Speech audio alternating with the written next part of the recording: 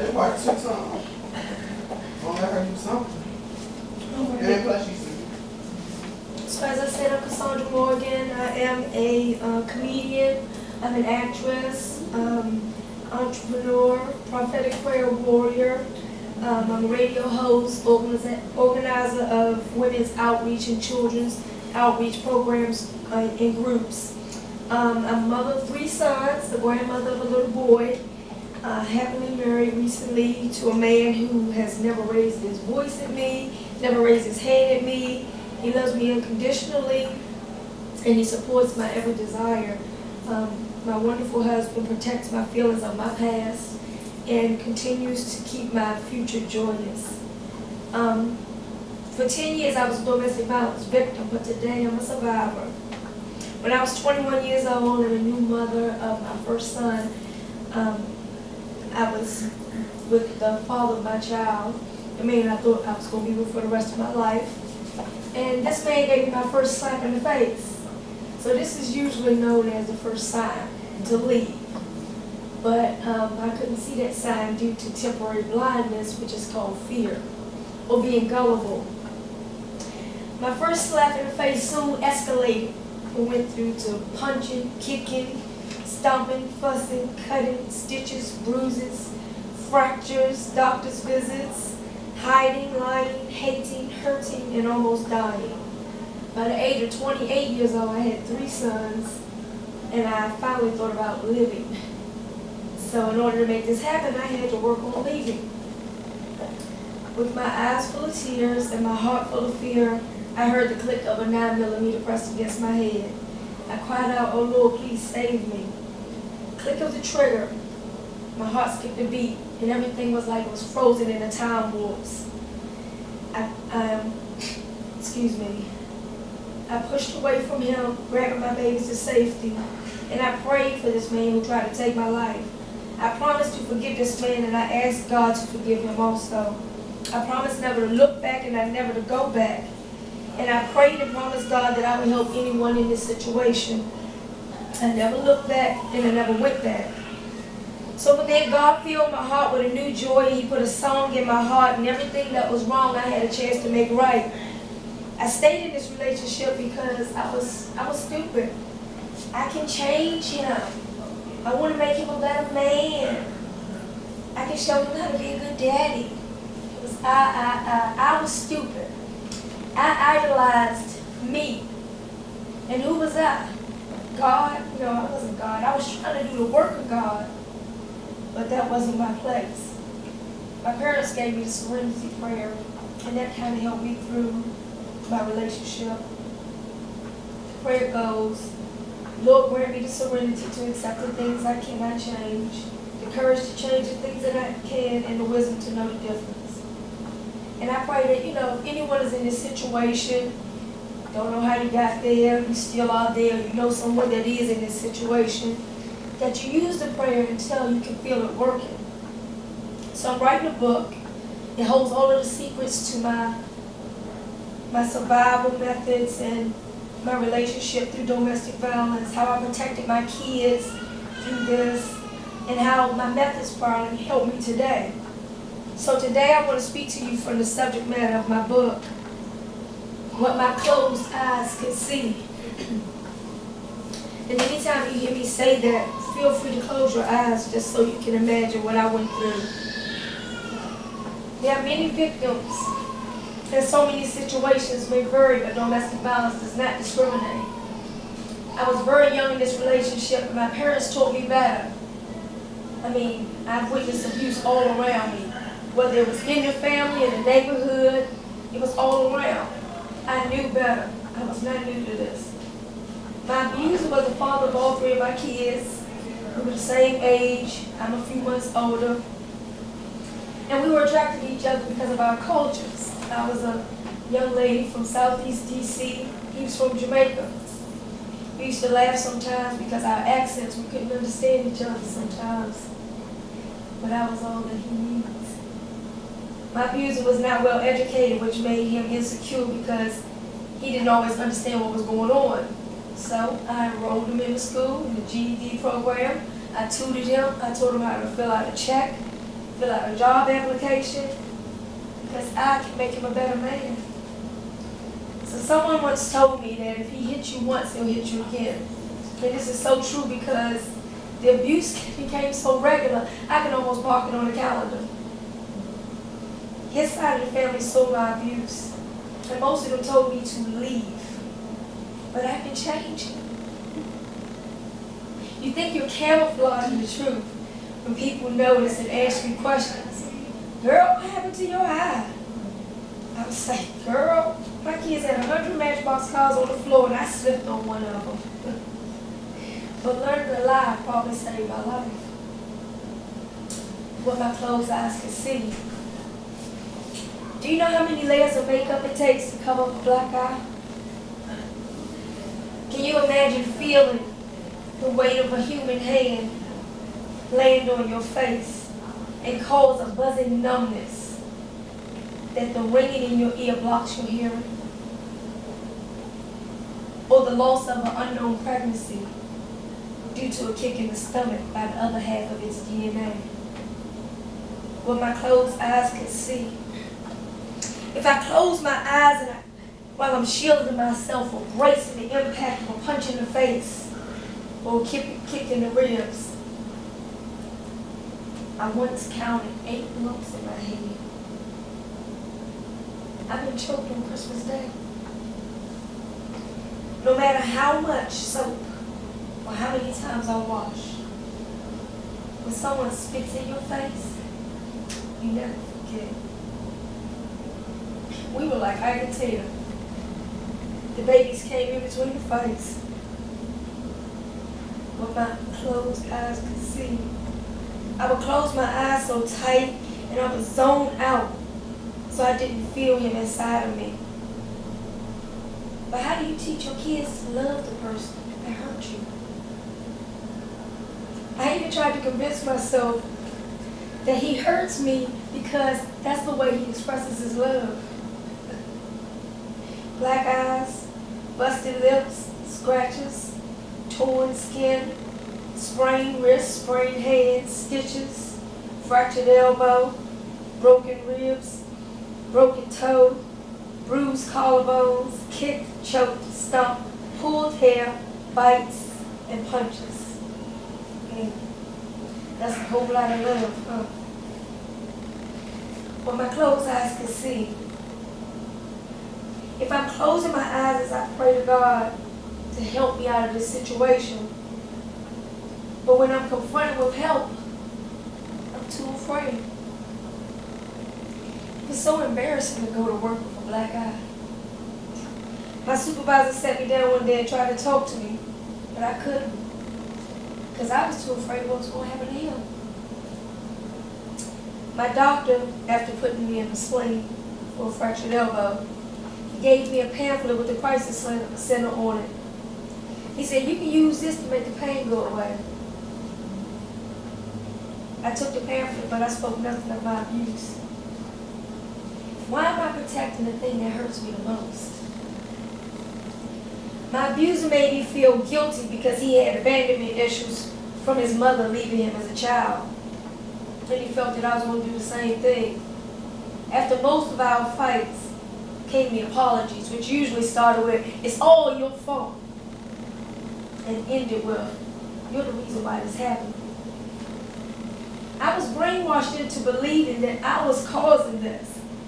I need to do better because I'm causing myself to be abused. Just like many victims, I stayed because of the kids, hoping that we could build a family, or being afraid to leave my material things behind. I stayed because I thought I could solve the problem, or things was going to get better.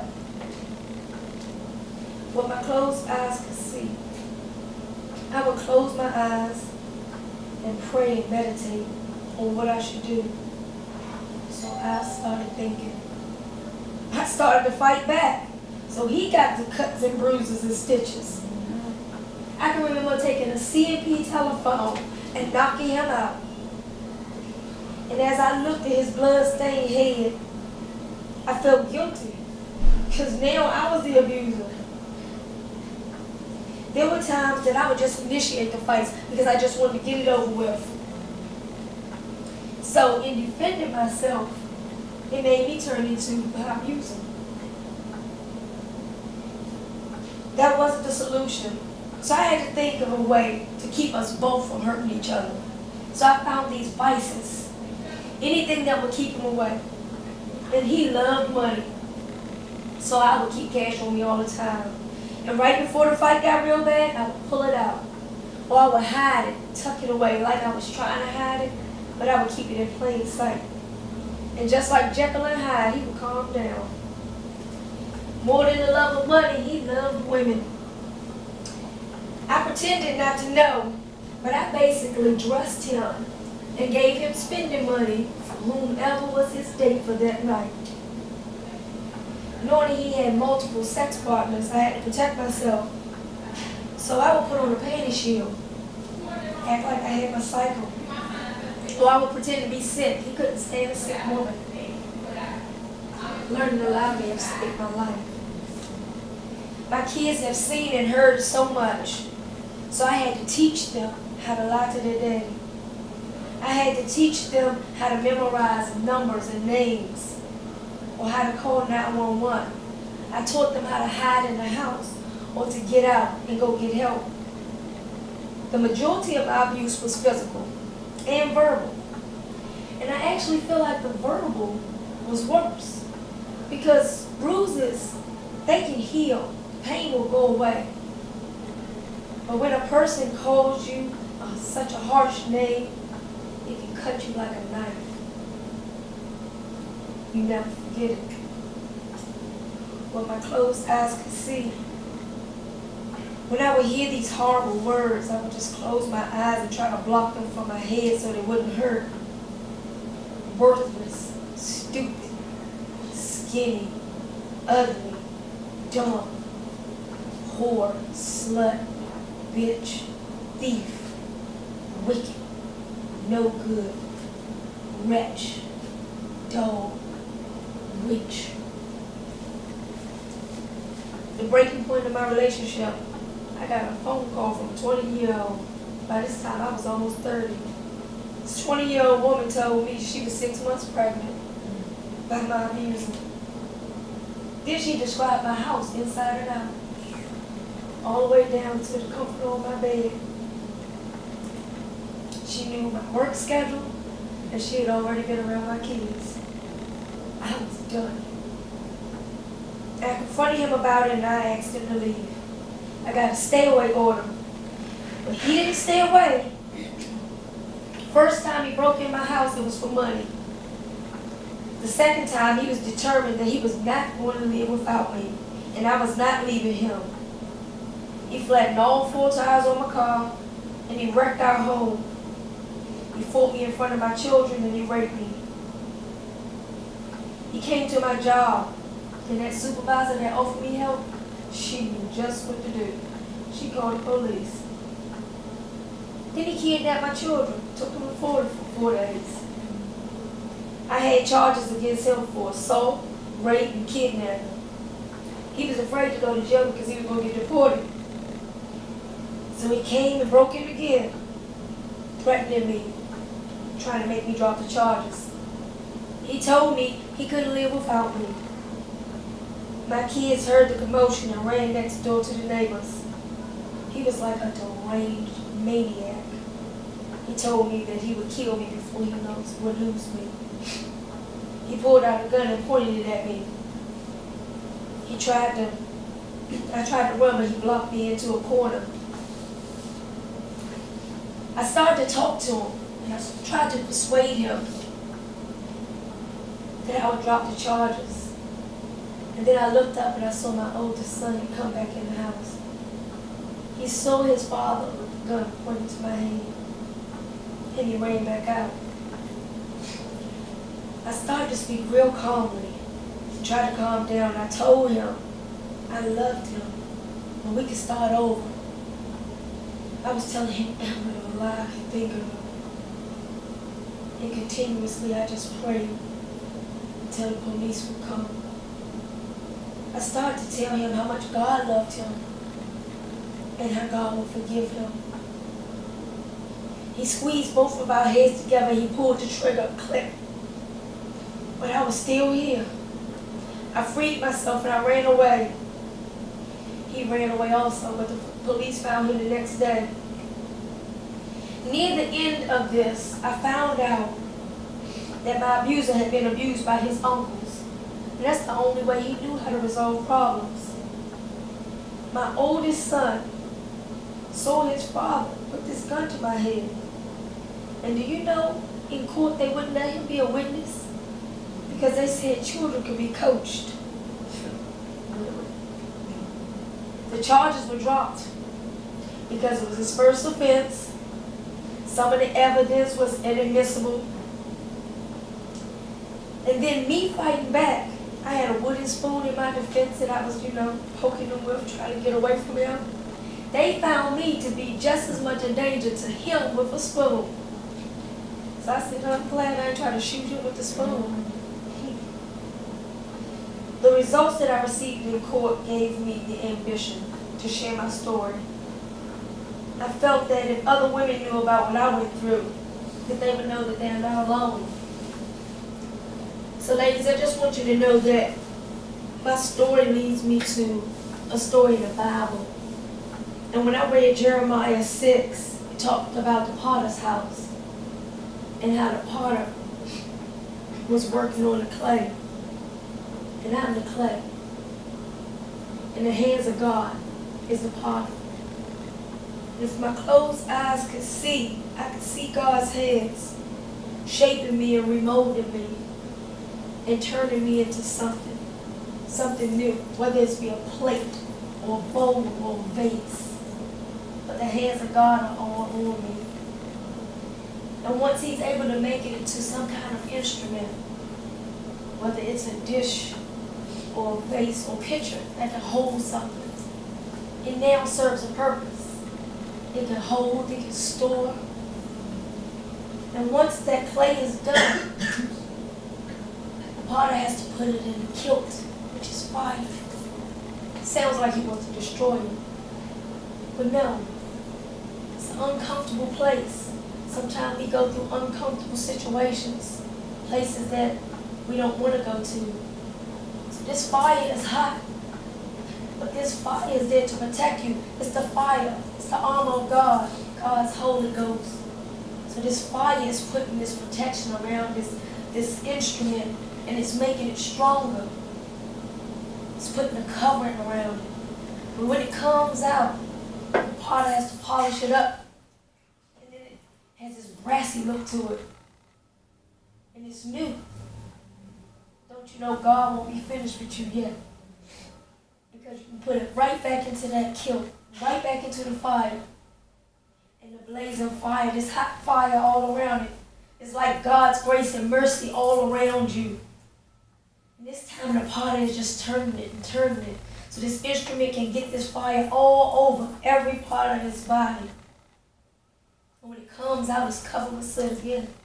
Just like us, we go through something. But once you clean it up and you shine it up a little bit, it shines even brighter this time. It's more radiant. It's almost like glass. It can reflect light. It's like pure gold. So my message to you is allow God to use you. Allow God to put you in a place where you can be instrumental. That concludes my story.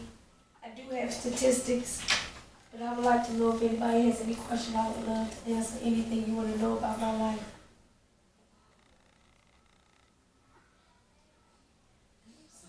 Quite a story, that's all I can say. It is. Wow. Speechless. That makes sense. Just how he had all. And I think that's why some of the, but they don't come forward. Yeah. That happened with me, when I first went to the police. Why are you still there? Why are you still living there? We get stuck, and especially when the babies come, we feel like, I don't want to separate my baby from the daddy, and, it's an attachment. I'm starting a ministry, and My ministry is HATS, Hurt and Troubled Sisters, and it's basically based on that